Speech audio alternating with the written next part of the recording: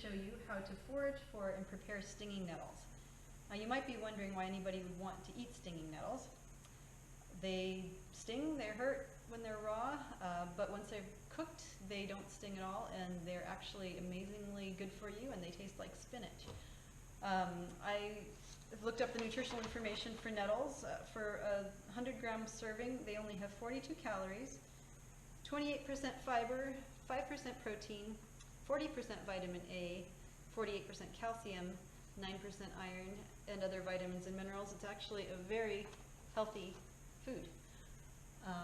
It's a little bit more fun than going to the grocery store and picking up a bunch of spinach and stuffing it into a plastic bag. If you're a bit adventurous in your food, or if you just would like to know what is available, there's all sorts of edible weeds and wild plants. One really important point is to always know what it is that you're foraging for. If there's any doubt if you've found the right plant or not, by all means look it up and make sure you're eating the right thing, because if you're not, you could potentially end up making yourself sick. So with that in mind, let's go out and see if we can find some stinging nettles. One thing to keep in mind when you're foraging for wild plants is to make sure that you don't pick any plants in areas that might have been sprayed with herbicide or any kind of poison.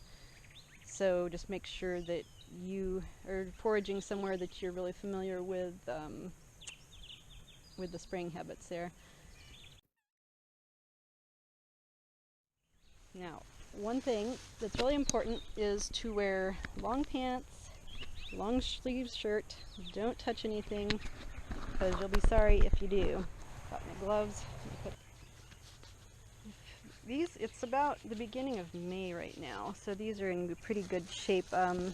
Most wild plants, you don't want to harvest them later in the season because they just get too woody and hard. But I'm pulling the tops of these guys off. They're still nice and tender.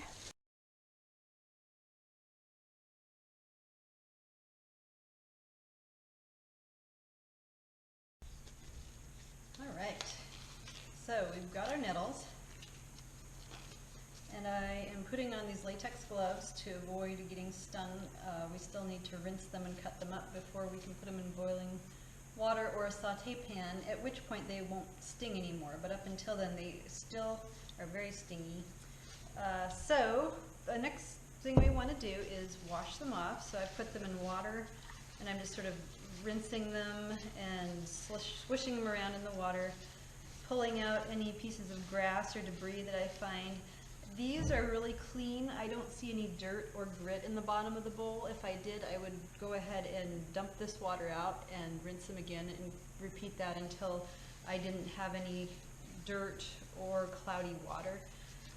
But these guys are looking pretty clean to me.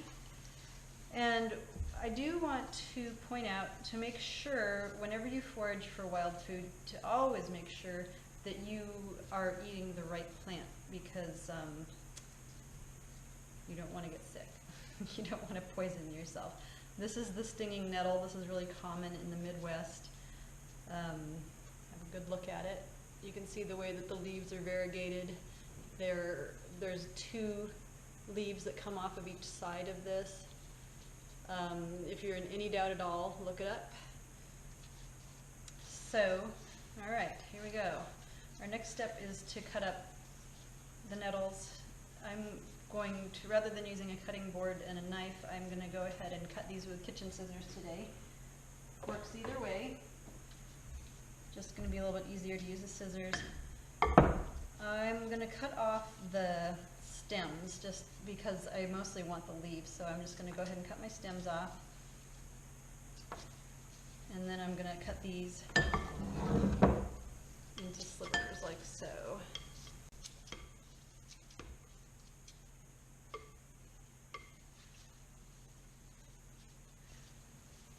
If you look closely, you can see the tiny little spines on this plant.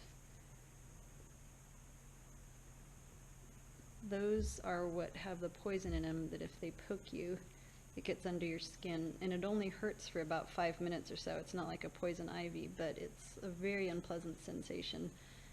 As soon as these are heated, boiled or sauteed, those little spines fall off and they no longer sting. They're completely harmless, but up until that point, you really don't want to touch them. All right, so we have our bowl of greens. These don't wilt down a whole lot the way that some greens do, so I think that this is a good size serving. It'll probably would serve 4 people after we got at our other ingredients. I'm going to make Southern style stinging nettles with bacon. I found a recipe in this old cookbook. It's called the Encyclopedia of Modern Cooking. First copyright was 1947. I was just going to make regular old onions and nettles, but I found a recipe in here for Southern style kale with bacon, but I'm going to substitute the kale with the stinging nettles. It calls for salt, bacon, a little bit of flour, and a little bit of vinegar, so that should be pretty tasty. I'm excited to use this recipe. I haven't used it yet. By the way, this book also tells you how to cook muskrat and turtles and possums. Fortunately, we're not going to use any of those recipes today. Stick with the plants. Okay. Now we're ready to head over to the kitchen and cook all this stuff up.